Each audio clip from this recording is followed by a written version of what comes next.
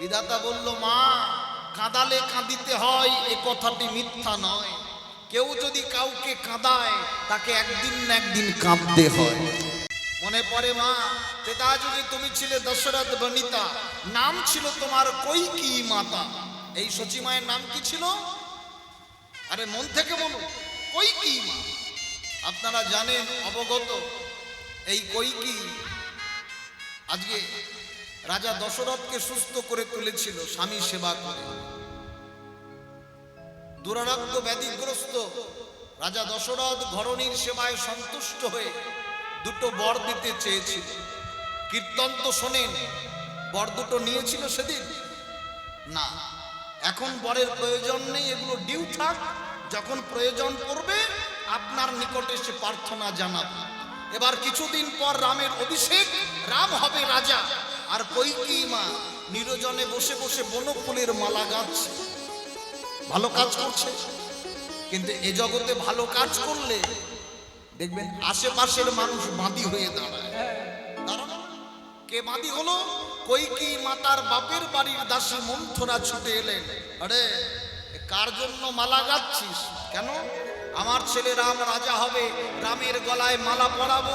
হতভাগিনী, রাম যদি রাজা হয় রাজমাতা হবে কৌশল্যা, তুই হবে ভিখারিনী।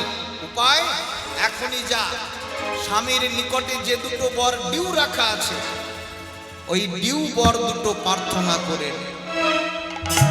আরে কি বর চাইব?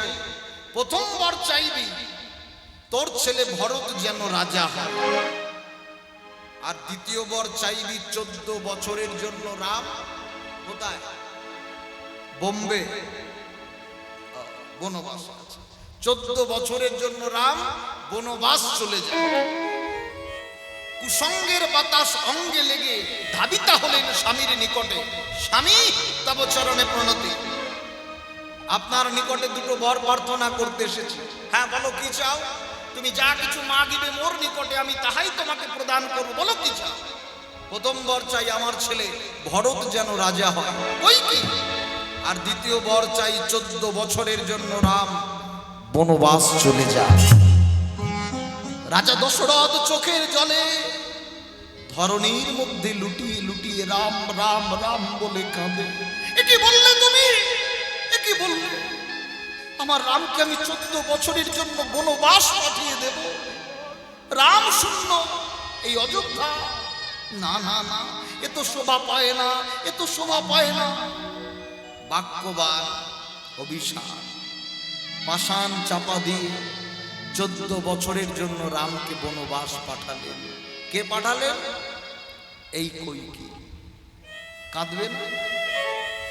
রাজা দশরথ কাঁদছে, রামের পিতা হয়ে কাঁদছে, যিনি রামচন্দ্রের পিতৃদেব তিনি কাঁদছে। কেন? একটু আগে একটা কথা শুনলেন না, কাঁদালে কাঁদিতে হয়, এ কথাটি মিথ্যা নয়। এই সংসারে মায়ায় অনেকে অনেকজনকে কাঁদায়, কিন্তু মনে রাখবেন প্রতিফলটা তাকে পেতে হবে। সংসার করো, তবে জীবনে যদি ভালোবাসতে হয় ভগবানকে বাসো। এই জগতে যাকে ভালোবাসবেন সেই আপনাকে ব্যথা দেবে, দুঃখ দেবে, কষ্ট দেবে। ভালো যদি বাসতে হয় ভগবানকে বাসো। সংসার করুন কর্তব্য পালন করার নিমিত্তে। বিশ্ব যদি চলে যায় কাঁদিতে কাঁদিতে, একা আমি বসে রব কর্তব্য সাথীতে। একাই আমি সংসার করুন কর্তব্য পালন করবার নিমিত্তে, আর অন্য কিছু নয়, শুধু কর্তব্য করে যান। আত্মনিবেদনটা ভগবানের চরণে জানিয়ে যান। যদি আত্মনিবেদন ভগবানের শ্রীচরণে জানানো যায়, একদিন না একদিন তার কৃপা হবে। কে কাঁদিয়েছিল? রাজা দশরথ, তাই কাঁদছে। অন্ধমণির পুত্র সিন্ধুমণিকে শব্দভেদ বাণে হত্যা করেছিল, মনে পড়ে? পিতামাতাকে তীর্থ ভ্রমণ করবার জন্য বেরিয়েছিল, কিন্তু এই রাজা দশরথ শব্দভেদ বাণে হত্যা করলেন সিন্ধুকে। মরা পুত্র কেঁদে বলল, পিতামাতার বদনে শেষের দিনে একটু জলটুকু তুলে দিতে পারলাম না। আমার প্রাণ যায়, আপনার কাছে নিবেদন, আপনি শুধু আমার পিতার কাছে একটিবার নিয়ে চলুন। অন্ধমণি নাসিকায় ধ্যান পেয়ে বলল, কই রে সিন্ধু এলি? রাজা দশরথ কেঁদে বলল, না, মুই বড় অপরাধী, ক্ষমা করো মোরে। মুই বড় অপরাধী, ক্ষমা করো মোরে। ক্ষমা চাইলে, কেন ক্ষমা চাইলে? চাইবে না, অপরাধ করেছে। তবে পুত্রকে আমি শব্দভেদ বাণে হত্যা করেছি, অভিশাপ দিলাম। আপনি যেমন আমার বুক থেকে সন্তানকে কেড়ে নিলেন, আপনাকে অভিশাপ দিলাম, আপনিও সন্তান হারা হয়ে 3 জনম কাঁদতে হবে, হবে, হবে। জ্বলন্ত প্রদীপটা কপাটের ধারে নিভে গেল।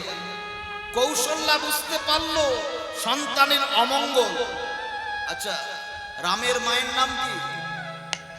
কৌশল্যা। বুঝতে পারলো, আরে রাম, তোর চোখে জল কেন রে? বললো, আমি জানি না, আমার মা কৈকেয়ীকে জিজ্ঞাসা কর। কিরে কৈকেয়ী, আমার রাম কাঁদছে কেন? বললো, কাঁদবে না, আমি অভিশাপ দিয়েছি, 14 বছরের মতো বনবাস পাঠিয়ে দিয়েছি, ফিরিয়ে নে, ফিরিয়ে নে। ফেরালেন না। ফেরাবি না? আমিও তো অভিশাপ দিলাম, আমার মতো তোকেও 3 জনম পুত্র শোকে কাঁদতে হবে, হবে, হবে। কাঁদছে। ওই কৈকেয়ী হলেন মহারাজ উগ্রসেনের পুত্র দুঃশাসন কংস, আর কংসের ভগ্নী দেবকী রূপে জন্মগ্রহণ করলেন।